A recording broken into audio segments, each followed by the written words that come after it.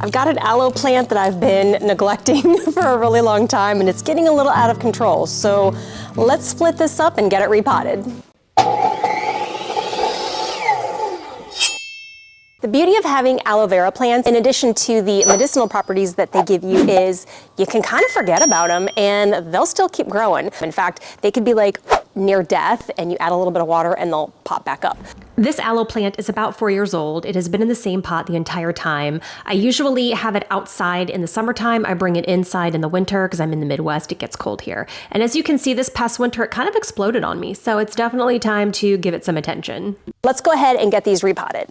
So this is the original plant right here, and what's happened is these new shoots, they call them pups, these little baby plants are forcing the original plant out of the pot because obviously there's not enough room.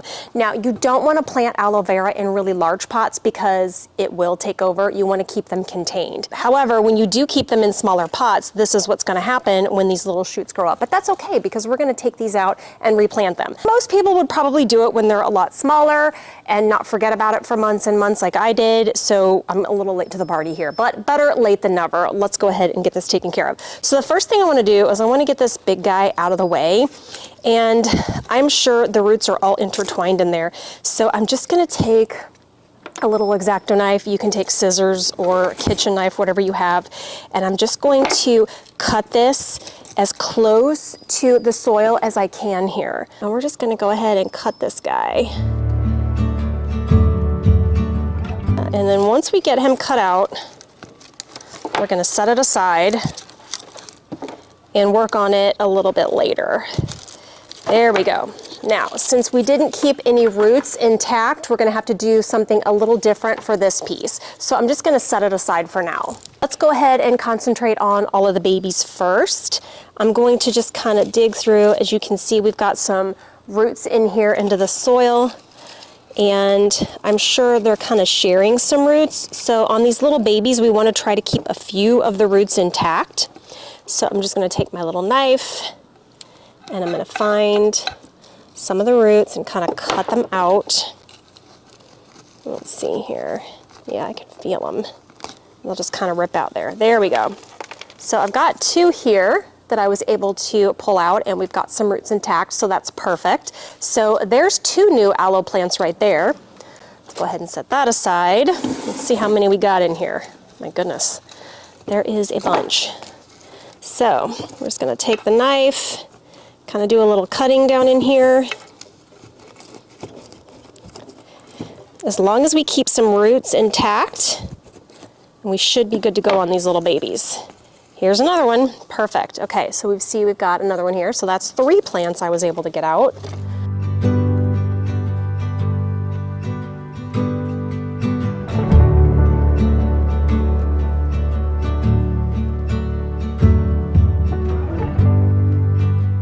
You can see the old root system attached to it as well. Go ahead and take that dead leaf off. Okay. So let's move this out of the way for now. So as you can see here, I've got 7 new aloe plants that we're gonna pot. Aloe plants like to stay pretty dry. They don't wanna be very wet. In fact, root rot is typically what would kill them because you've overwatered it. So you wanna get a pot with a good sized drainage hole at the bottom so that it will allow the excess water to run out.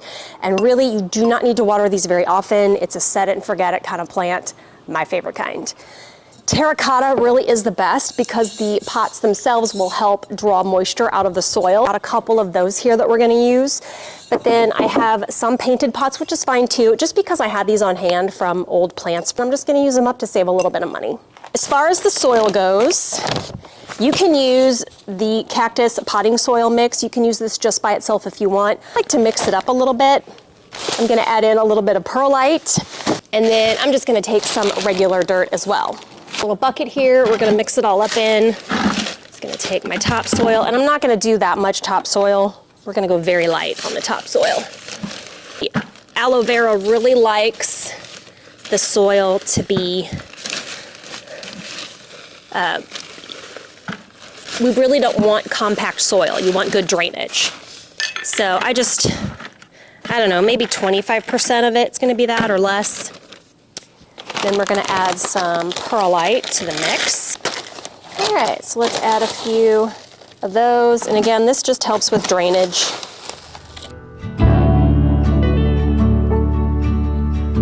And then we're gonna do the majority of it, this cactus palm potting mix.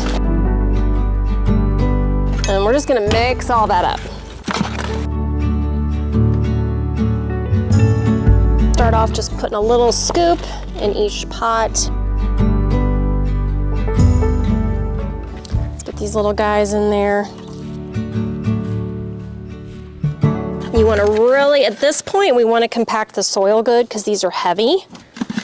And we wanna make sure they don't fall over. So we're gonna put the soil in there, really kind of pack it down.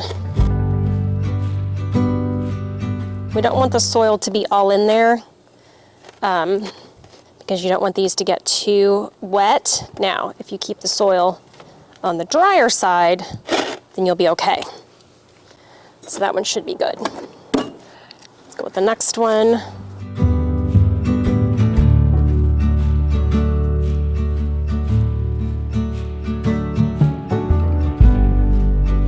I've got 6 here that I've repotted. I have a 7th, but I ran out of pots, so I'm gonna have to get another pot for that guy. But these 6 are the new babies. So we're gonna give them a little bit of water. Now for the original plant here, since we don't have any roots, we're going to have to treat him a little different. So we're gonna get rid of some of these dead leaves here. I'm just gonna kind of slice those off. Anything that's not looking good, we're just gonna peel off. We want a good root system here. We don't want it to be too small. Let's see if we can get this guy off. Kind of peel. Yeah, let's get these off. Continue cutting and peeling all of the dead leaves off. If you want to take a couple of healthy leaves while you're at it to make some aloe vera gel, this would be a good time to go ahead and do so.